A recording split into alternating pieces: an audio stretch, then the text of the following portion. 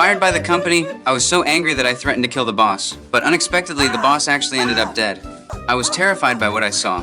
Panicking, I pulled out the murder weapon and tried to save him. But then I realized my fingerprints were all over it. I tried to shove it back in.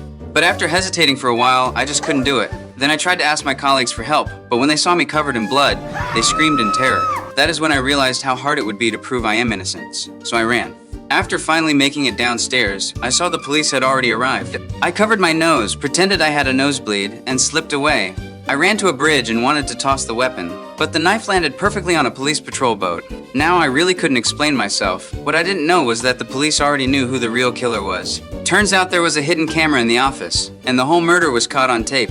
Completely unaware, I was terrified of the police, hiding and dodging like a mouse avoiding a cat.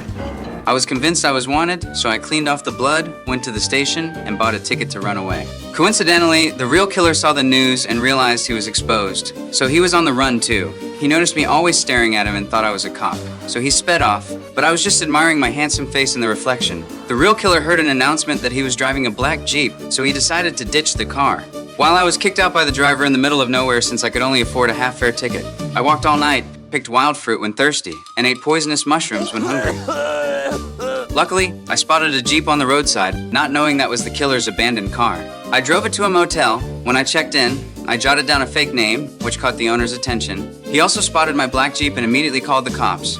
That is when I saw the news in the newspaper. I thought they were onto me, so I started banging my head against the wall in panic. The real killer in the next room was startled, thinking he'd been found, and peered out the window. Just then, the police arrived. I thought they were coming for me, so I ran out wrapped in a towel, but the cops barely noticed me. I didn't match the suspect's height or build at all, but the motel owner insisted I was the killer. Sensing trouble, I tried a classic distraction, but the cops thought I was crazy. Then the real killer suddenly showed up. He thought I was pointing him out and got into a shootout with the cops. I took the chance to escape, using quick and agile moves to dodge all their shots. I am such a genius.